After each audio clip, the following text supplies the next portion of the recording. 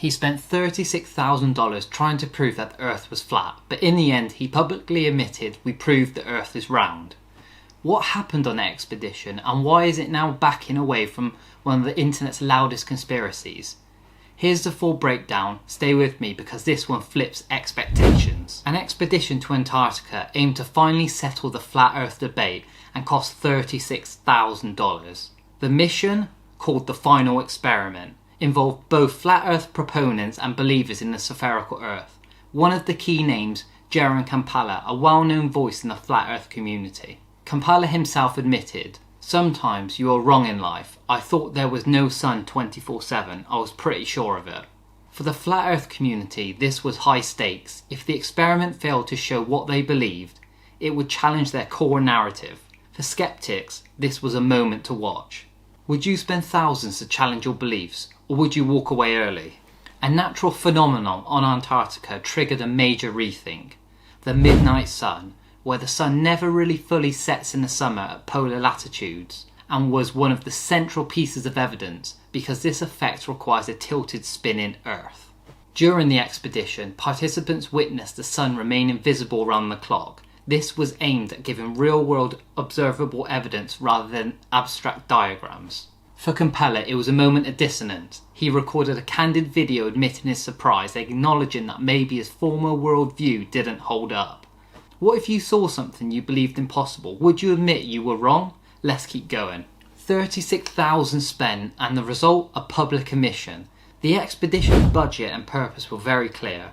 Hypothesis via direct observation. At the end of the trip, Campanella admitted that what he witnessed forced him to re-evaluate his stance. The article summarises, "We spent $36,000 to prove the Earth is round. Flat Earther admits shockingly, he acknowledged seeing phenomena consistent with a round Earth, even though he started out firmly in the flat Earth camp." This admission generated buzz because it goes against the grain. A flat earther believer publicly shifting his views. It raises questions about belief, evidence and personal transformation. Does admitting "I was wrong" make someone stronger, or just admit defeat? Comment below. When one of your own backs away, the reaction is intense. In online forums and social media groups, Campanella's shift triggered backlash. Within movements rooted in distrust and counter-narratives, admitting you were wrong could be seen as betrayal. The article doesn't capture everything, but you can imagine supporters calling him a sellout, skeptics calling this a victory for science, and even beyond the flat Earth world, it thrusts the debate into public view again. It illuminates a broader truth. Once identity and belief converge, changing those beliefs is hard. The expedition may have succeeded in shifting one person's view, but the community remains powerful. Would you stay in a group if you realise you were wrong? This isn't just about flat Earth, it's about belief, evidence and change.